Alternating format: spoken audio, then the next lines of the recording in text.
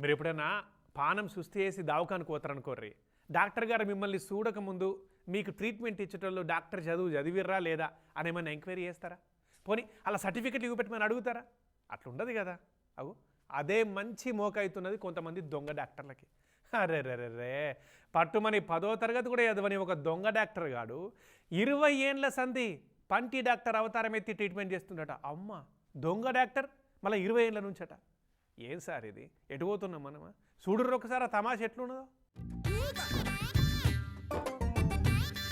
Doctor Ramesh Kumar BDS dental surgeon 2002 నుండి practice.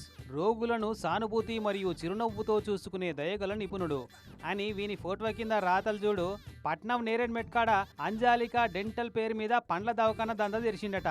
పట్టుమని 10వ తరగతి కూడా చదువుకొని దొంగ డాక్టర్ రమేష్ అనేటోడు. అప్పుడు ఎన్నడో 24 ఏళ్ల కిందట యూపీకేలొచ్చి ఇక్కడ దవాఖాన తెరిచి ఆదివార సంధి నడిపిస్తూనే ఉండట. మరి ఇన్నేళ్ల సంధి ఎవ్వరికి అనుమానం రాలేదో, ఎట్లా ట్రీట్మెంట్ ఇచ్చిండో గానీ బీడీఎస్ కోర్సు చేసినట్టు నకిలీ సర్టిఫికెట్లు పెట్టి నడిపిస్తుండట దందా. ఇంకిట్లా గమ్మత్ ఏంటంటే సార్ వారు రాత్రి 10 గంటలకెళ్ళి తెల్లారి 6 కొట్టేదాకా ఓన్లీ నైట్ టైంలోనే ట్రీట్మెంట్లు ఇస్తుంటాడట. అందుకే ఎస్ఓటి పోలీసు వాళ్ళకి అనుమానం కొట్టి దాడులు చేస్తే ఈ పండ్ల దవాఖాన దందా బయటపడ్డది. ఇన్నేళ్ల సంధి తెలిసి తెలియక ఎందరి పనులను పాడు చేసిండో, ఎంతమంది పానాలు ఆగం చేసిండో, ఎన్ని కోట్ల రూపాయలు పోగేసుకుండో కానీ పట్టుకపోయి నేరన్బెట్ పోలీస్ స్టేషన్లో కూర్చోబెట్టి ఎంక్వైరీ చేస్తున్నారట. మొత్తం వివరాలన్నీ రాసుకొని కోర్టుకు పట్టుకపోతారట. మళ్ళీ డాక్టర్ అంటే వట్టిగా గోళీలు రాసి సూదు మందులు ఇచ్చే డాక్టర్ కాదు, సర్జన్ అట. సర్జన్ అంటే ఆపరేషన్లు కూడా ఎత్తాడన్నట్టు.